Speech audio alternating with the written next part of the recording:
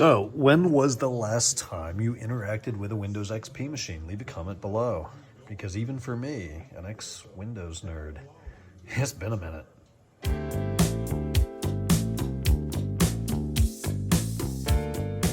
And I'm realizing that people too much younger than me, I'm 30, probably don't know XP. They never used it, they didn't interact with it. It was an integral part of my childhood, and it lasted far too long. I think 15 years of support, probably the longest supported Microsoft operating system in history. Maybe DOS, I don't know. There's another comment, another fun one. Nate's getting queued up here. What does DOS stand for? Yeah, I'm old enough to know that too.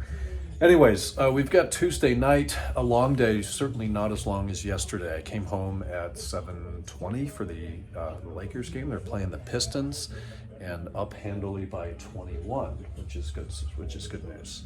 So Spencer Dinwiddie bought in the buyout market after the trade deadline. Lakers didn't do anything at the trade deadline, extremely disappointing, but then signed Dinwiddie as he's bought out, I think, from Toronto.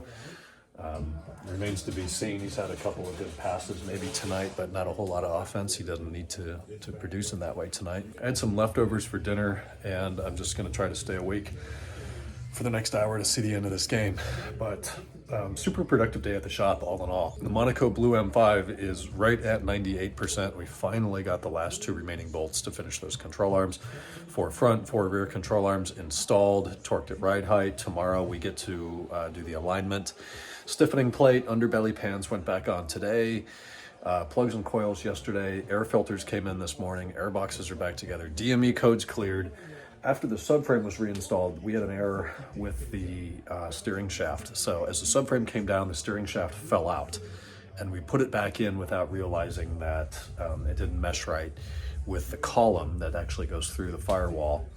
So that meant that when the wheels were straight, your steering wheel was turned almost 90 degrees, probably 75, 80 degrees. So that was no good. So we had to today lower the subframe, unbolt the steering rack, move the steering rack forward, fight to get that arm out of there, use ISTA to view the data from the SCL reporting on the steering angle sensor to set the steering wheel directly at 0 degrees in the middle, visually put the wheels in the center, and then find the right tooth that lines up in the bulkhead in the column to steering shaft interface. What a pain in the ass. So now we know not to mess that up, but it's set right again.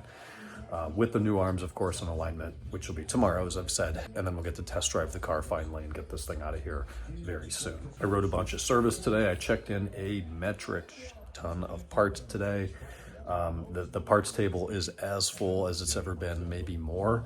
So there's a ton of stuff here in the works, and I'm really trying not to put much more on the plate. We can't handle it.